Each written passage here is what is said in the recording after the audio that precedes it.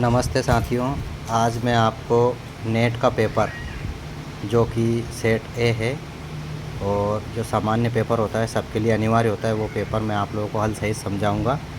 सामान्य प्रश्न पत्र शिक्षण एवं शोध अभिवृत्ति का जो फर्स्ट पेपर होता है ना, ये सभी के लिए अनिवार्य होता है ना।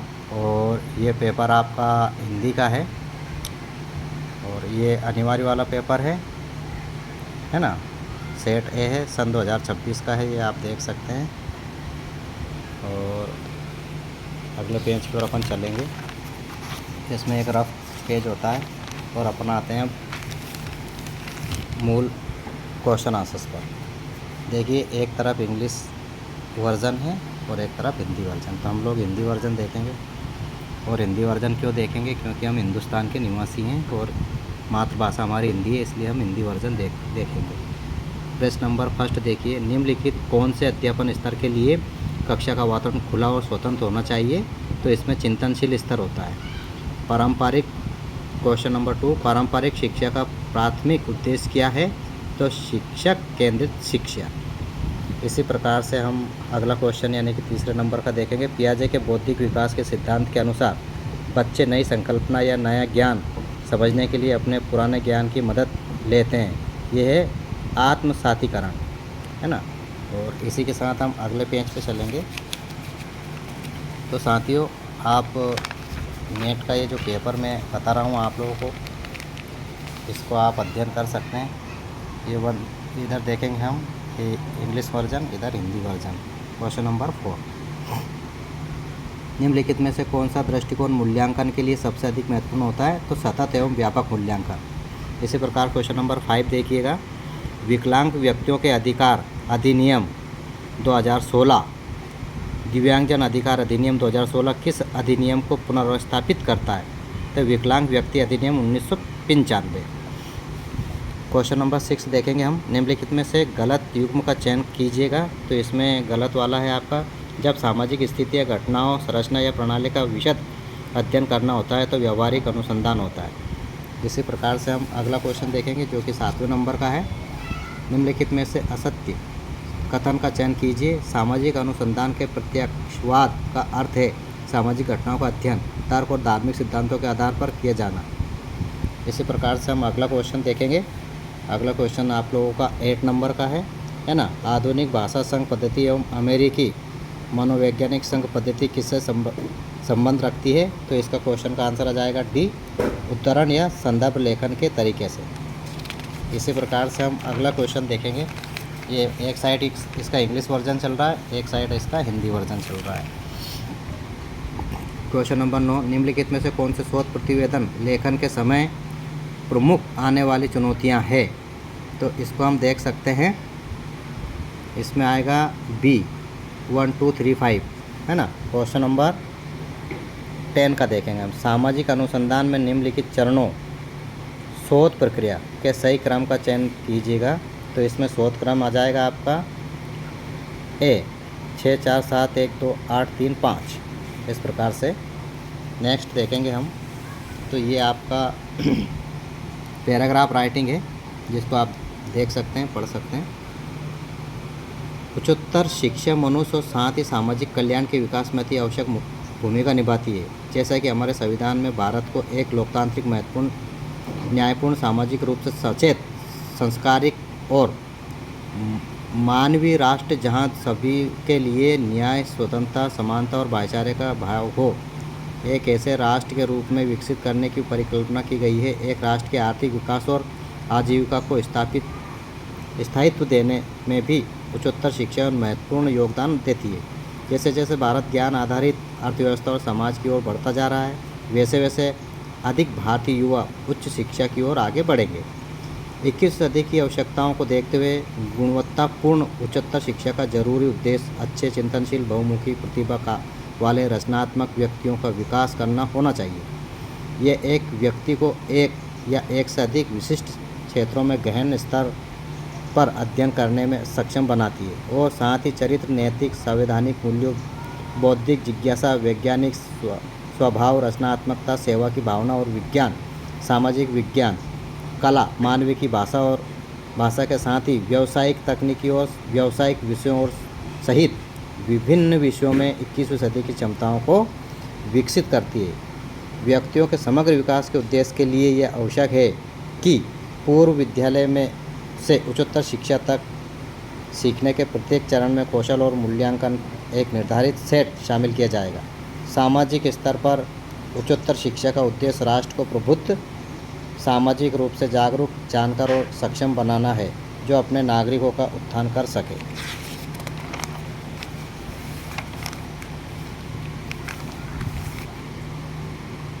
अपनी समस्याओं के लिए सशक्त समाधानों को ढूंढकर लागू कर सके। उच्चतर शिक्षा देश में ज्ञान निर्माण और नवाचार का आधार भी बनाती है और इसके चलते राष्ट्रीय अर्थव्यवस्था का विकास में एक महत्वपूर्ण भूमिका निभाती है।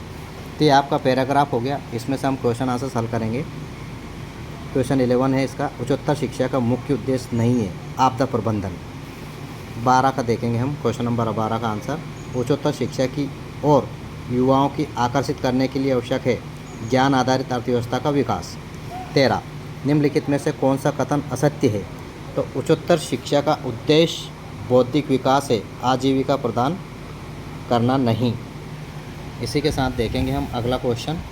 अगला क्वेश्चन है आपका 14 नंबर का, राष्ट्रीय अर्थव्यवस्था के विकास में उच्चतर शिक्षा किस प्रकार अपना योगदान देती है ज्ञान निर्माण और नवाचार के हिसाब से। 15, व्यक्ति के समग्र विकास के लिए क्या आवश्यक है? तो बौद्धिक जिज्ञासा एवं वैज्ञानिक स्वभाव का निरंतर विकास। 14, छात्रों के चेहरे का भाव संप्रेषण प्रक्रिया के किस तत्व में संबंधित है? तो संदेश। अगले पेज की ओर आएंगे। इसमें वही इंग्लिश वर्जन और हिंदी वर्जन। क्वेश्चन नंबर 17, निम्नलिखित में से ध्येय भाषा भाव भंगिमा का वर्णन करने के लिए प्रयुक्त तकनीकी शब्द कौन सा है? तो इसमें है गैर मौखिक। 18 का देखेंगे हम लोग, निम्नलिखित में से किसे मौखिक संप्रेषण का एक प्रभावी रूप माना जाता है? कहानी सुनना। 19, सांकेतिक संदेश किसके माध्यम से प्रसारित होता है? तो प्रतीक के माध्यम से। शिक्षकों की कक्षा में अब अधिकतम प्रभावी संप्रेषण करने में मदद कर सकता है अध्यापन अध्ययन के परिणाम। ये इधर English version, Hindi version. Question number 21, निम्नलिखित का मान क्या होगा? तो इसमें 4 सही √5 आएगा। प्रश्न नंबर 22, निम्नलिखित संख्या श्रृंखला का विचार कीजिए। तो इसमें बी आएगा 210। क्वेश्चन नंबर 23, एक किताब 10% लाभ पर 27.50 रुपये में बेची जाती है। यदि इसे 25.75 रुपये में बेचा जाए तो लाभ या हानि का प्रतिशत क्या होगा? 3%। 24, दो लड़के ए और बी एक ही समय पर दिल्ली से मेरठ की यात्रा निकलते हैं। दिल्ली से मेरठ की दूरी 60 किलोमीटर है। ए बी की तुलना में 4 किलोमीटर प्रति घंटा धीमा यात्रा करता है। बी मेरठ पहुंचने के तुरंत बाद वापस लौटता है तो 12 किलोमीटर दूर ए से मिलता है। ए की गति क्या होगी? ए की गति 8 किलोमीटर प्रति घंटे की रफ्तार होगी। अगले पेज पे और जाएंगे हम। ये इंग्लिश वर्जन, हिंदी वर्जन पे आ जाइए आप। क्वेश्चन नंबर 25, यदि राजू RAJU को 11, 12, 13, 14 से कोड किया गया है और JUNK को 13, 14, 10, 9 से कोड किया गया है तो RANK का कोड क्या होगा? तो इसमें 11, 12, 10, 9 इसका कोड होगा। यह इसका answer C. Question number C. Question number 26, एक निगमनात्मक युक्ति वैध है यदि और केवल यदि निष्कर्ष असत्य नहीं हो सकता, यदि आधार वाक्य सत्य है।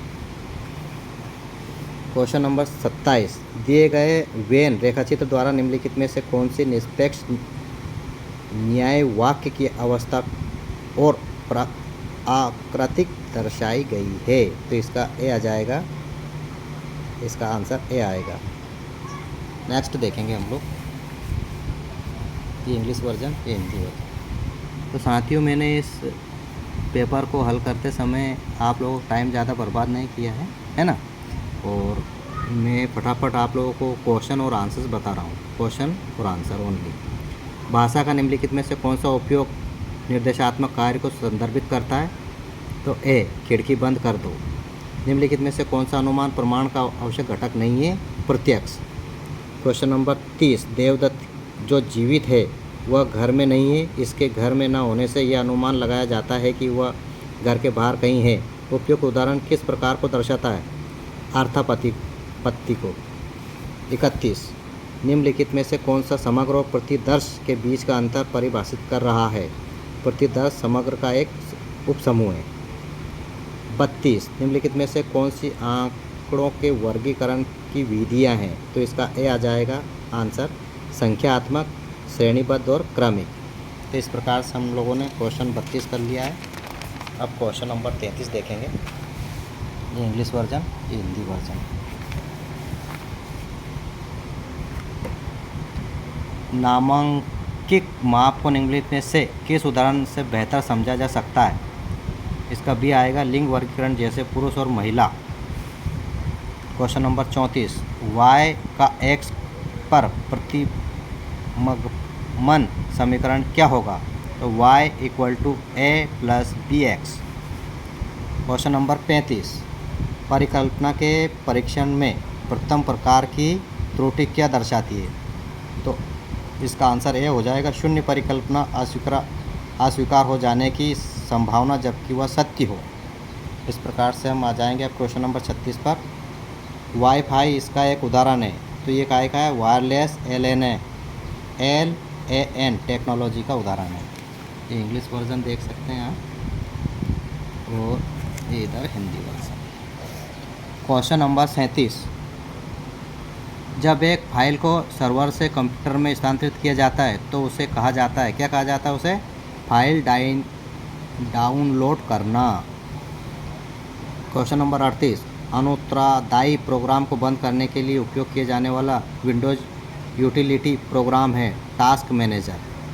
क्वेश्चन नंबर 39 MS वर्ड में एक टेम्पलेट। इसका आंसर आ जाएगा उपयुक्त सभी।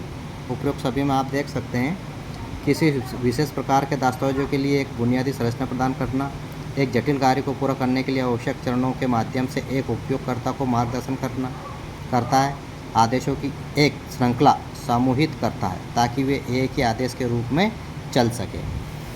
इसी के साथ हम क्वेश्चन नंबर 40 देखेंगे। वॉर्म एक कंप्यूटर प्रोग्राम है जो छवि को दोहराता है, मालवेयर का एक रूप है, फाइल में या डिस्क पर किसी विशेष स्थान पर छवि की छवि बनाता है। तो इसका आंसर उपयुक्त सभी आ जाएगा। इसी के साथ हम लोग अगले पेज की ओर चलते हैं। ये इधर इंग्लिश वर्जन, ये हिंदी वर्जन देखेंगे हम। क्वेश्चन नंबर 41 निम्नलिखित ऊर्जा ईंधन में से कौन सा सबसे पर्यावरण अनुकूलन है? Hydrogen. Question number 42 millennium development goals MDGs को प्राप्त करने का लक्ष्य वर्ष क्या था? 2015। सूची 1 और सूची 2 का मिलान कीजिए और सही कूट की पहचान कीजिए। सूची फर्स्ट, सूची सेकंड। हम देखते हैं इसमें कूट के आधार पर, तो इसका आंसर ए आ जाएगा। इसी प्रकार से क्वेश्चन नंबर 44 चक्रवात हुदहुद किस राज्य के तट से टकराया? तो आंध्र प्रदेश के राज्य से ये टकराया था। आपको ये याद होना चाहिए। हम कह सकते हैं कि ये फिज़िक्स का, ये भूगोल का पेपर, भूगोल का क्वेश्चन हो गया है ना। ये इंग्लिश वर्जन, और इधर हम देखते हैं ये हिंदी वर्जन। क्वेश्चन नंबर 45 एक सूर्य, एक विश्व, एक ग्रिड OSOWOG किसका हिस्सा है? तो ये अंतर्राष्ट्रीय संगठन है ना, अंतर्राष्ट्रीय सौर संगठन है ये। 46 रेलवे आयोग की रिपोर्ट के आधार पर निम्नलिखित में से किस अधिनियम को वर्ष 1904 में पारित किया गया? तो भारतीय विश्वविद्यालय अधिनियम। इसका आंसर आ जाएगा। 47 यानी 47 निम्नलिखित में से किसे वैदिक गणित के खोजकर्ता के रूप में जाना जाता है? तो वैदिक गणित के खोजकर्ता शंकराचार्य भारती कृष्ण तीर्थ को माना जाता है। प्रश्न नंबर 48 भारत में प्रोजेक्ट टाइगर किस वर्ष में प्रारंभ किया गया? तो इसका आंसर आ जाएगा 1973 में इसको वर्ष में प्रारंभ किया गया।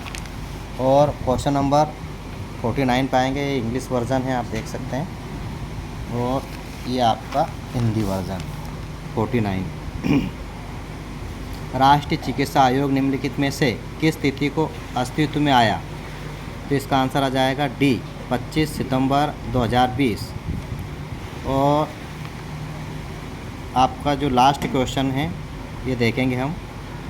क्वेश्चन नंबर 50, निम्नलिखित में से कौन सा राष्ट्रीय शिक्षा नीति 2020 का उद्देश्य नहीं है?